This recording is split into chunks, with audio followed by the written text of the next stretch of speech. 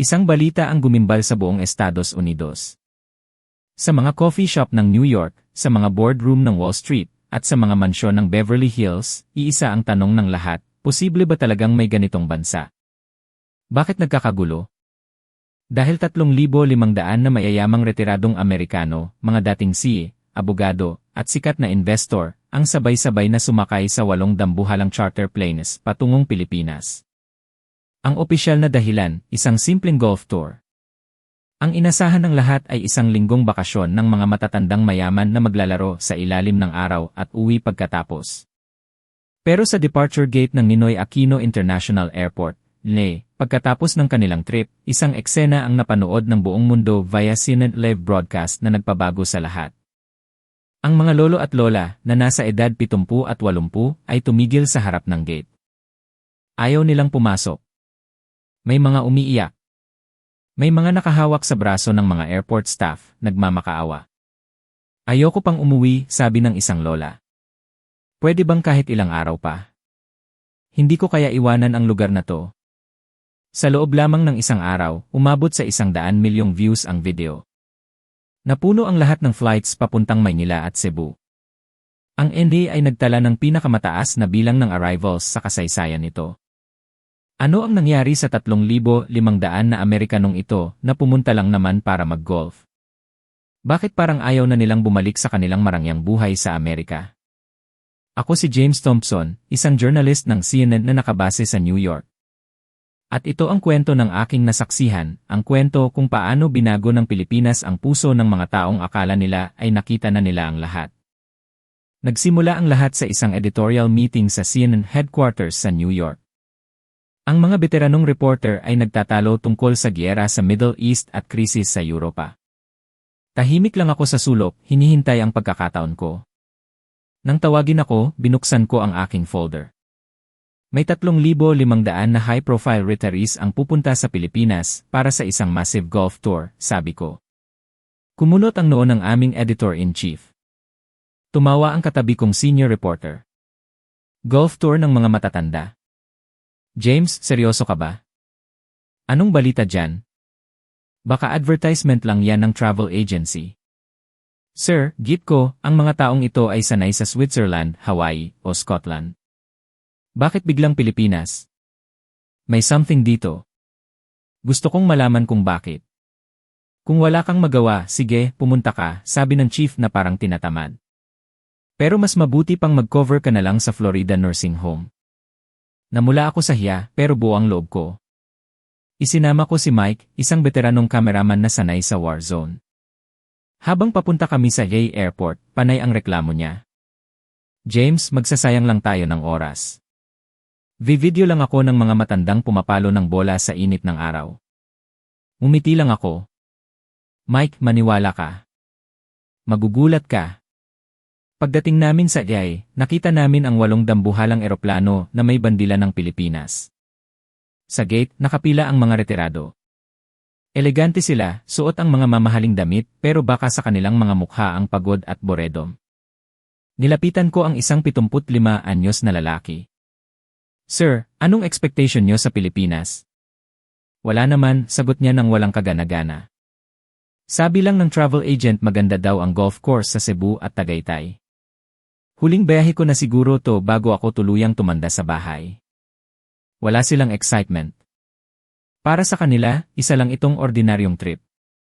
Pero hindi nila alam, ito ang magiging pinakamahalagang paglalakbay ng buhay nila.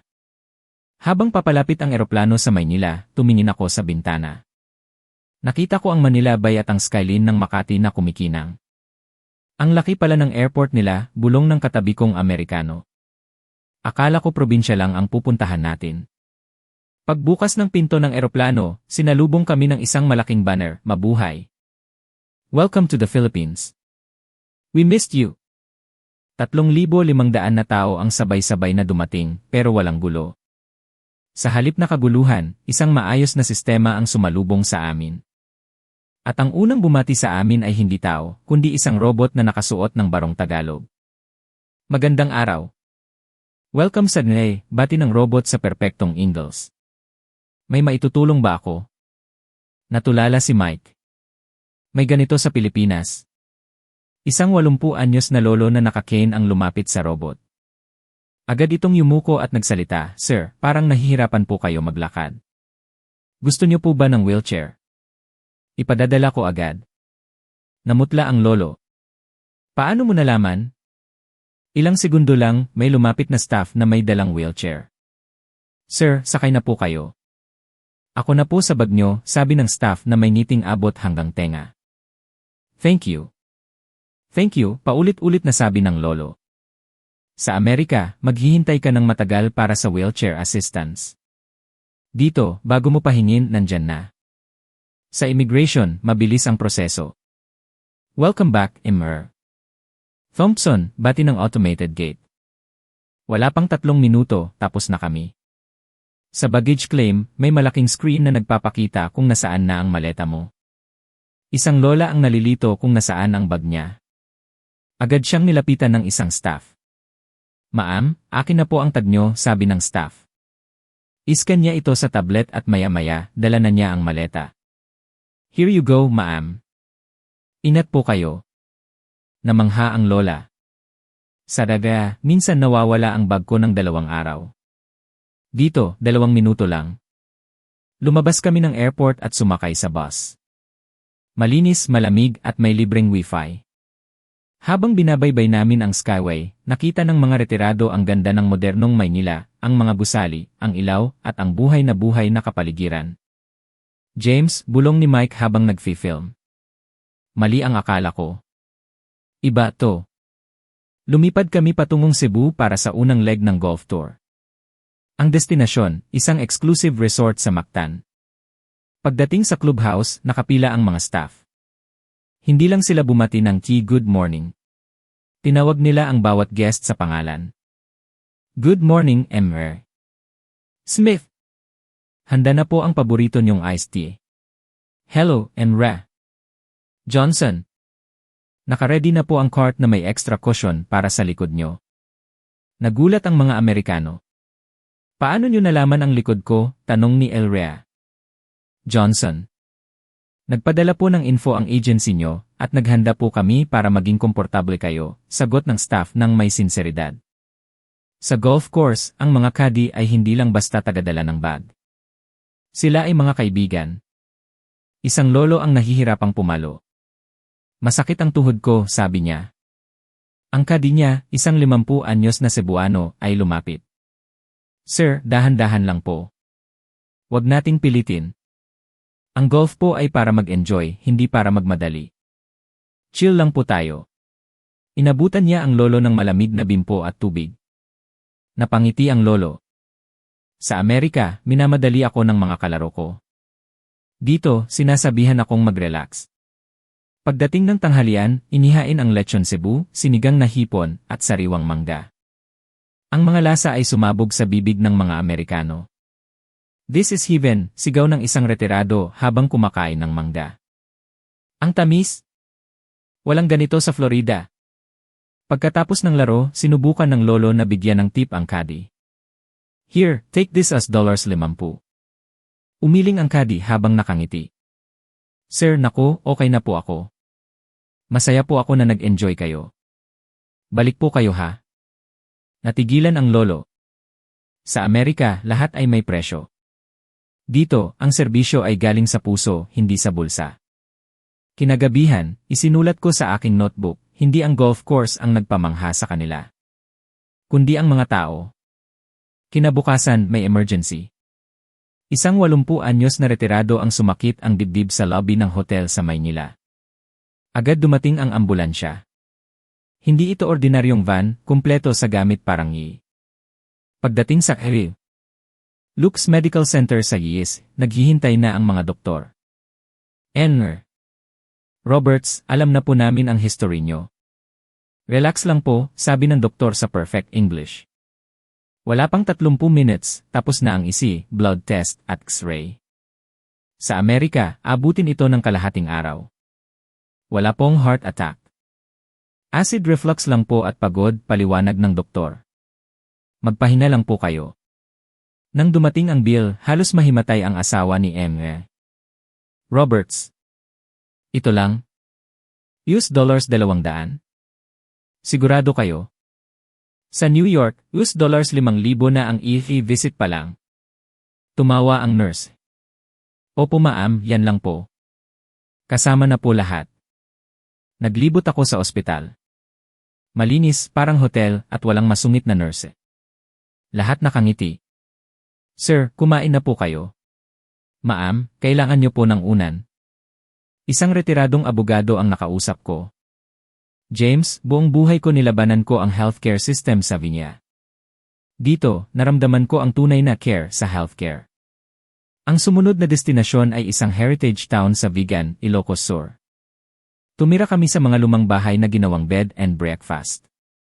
Ang may-ari, si Lola Conching, 70 anyos, ay sumalubong sa amin. Pasok kayo, mga anak. Kain tayo ng empanada. Kahit simple lang ang bahay, ang sahig na nara ay makintab at mainit sa paa. Ang mga kama ay malambot at amoy araw ang mga kumot. Ang sarap matulog dito, sabi ng isang lola. Parang yakap ako ng bahay. Sa hapunan, nagluto si Lola Conching ng bagnet, pinakbet, at vegan longganisa. Luto to ng pagmamahal, sabi niya. Pagkatapos kumain, tumambay kami sa plaza. Nakita namin ang mga pamilyang nagpipiknik, mga batang naglalaro, at mga magkasintahang naglalakad sa Col Crisologo. Ligtas ba dito? Tanong ng isang Amerikano. Gabi na. Naman po, sagot ng isang lokal. Kahit maglakad kayo hanggang madaling araw, walang gagalaw sa inyo. Sinubukan nilang maglakad.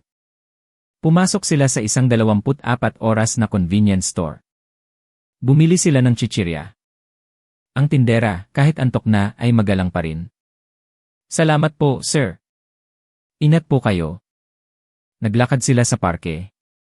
May mga nagzuzumba pa kahit gabi na. Lumapit ang isang grupo ng mga lola at inaya silang sumayaw. Come on. Let's dance, yaya ng mga Pilipina. At doon, sa ilalim ng ilaw ng buwan sa Vigan, sumayaw ang mga retiradong Amerikano kasama ang mga lokal. Tumawa sila ng malakas. Nakalimutan nila ang arthritis, ang problema, ang lungkot ng pagtanda. James, sabi ng isang lola habang hinihingal sa kakatawa, ngayon lang ako naging ganito kasaya ulit. Dumating ang huling gabi. Nagkaroon ng farewell dinner sa isang restaurant sa Intramuros, overlooking Manila Cathedral. Habang kumakain ng lechon at halo-halo, tumayo ang isang dating CEO ng isang malaking kumpanya sa Wall Street. Pumunta ako dito para mag-golf, simula niya, nanginginig ang boses. Akala ko yun lang. Pero nakita ko ang isang bansa na mayaman. Hindi sa pera, kundi sa puso. Tumulo ang luha niya. Sa Amerika, mayaman ako pero malungkot. Dito, naramdaman kong tao ako. Nererespeto ako. Inaalagaan ako. Ayoko pang umuwi. Nagpalakpakan ang lahat. Maraming umiyak. Kinabukasan sa iyon na nga ang nangyari. Sa tapat ng gate, tumigil sila. Ayaw nilang ibigay ang boarding pass. Please extend in my visa, sabi ng isang lolo sa immigration officer. Gusto ko pang kumain ng adobo. Gusto ko pang makita si Lola Conching, iyak ng isang lola. Kinunan ko ang lahat ng ito. Ang mga mukha nila ay hindi mukha ng mga turistang pauwi, kundi mukha ng mga taong sa pilitang pinapaalis sa kanilang tahanan. Pagbalik ko sa New York, inedit ko ang documentary. Nang ipalabas ito sa CNN, sumabog ang ratings. Ang mga Amerikano ay namangha. Ganun pala sa Pilipinas. Gusto ko ring maranasan ang malasakit. Ilang buwan nang lumipas, bumalik ako sa Pilipinas. Sa pagkakataong ito, hindi para mag-cover ng tour, kundi para bisitahin ang mga kaibigan. Sa nakita ko ang maraming Amerikano. At sa isang cafe sa Makati, nakita ko yung dating CEO. Naka-shorts, tsinelas, at umiinom ng kape habang nagbabasa ng dyaryo. Henderson, tawag ko. Lumingon siya at mumiti. James, nandito ka na pala. Hindi ka na umuwi? Umuwi ako para ibenta ang bahay ko sa New York, tawa niya. Dito na ako titira. Dito, may buhay ako. Dito, may pamilya ako. Tumingin ako sa labas. Ang init ng araw sa Maynila, ang ingay ng mga jeepney, ang ngiti ng mga tao, ito ang Pilipinas. Isang bansa na hindi perpekto pero puno ng pagmamahal. At doon ko napagtanto, ang tunay na first world country ay hindi nasusukat sa taas ng gusali, kundi sa lalim ng pagkatao.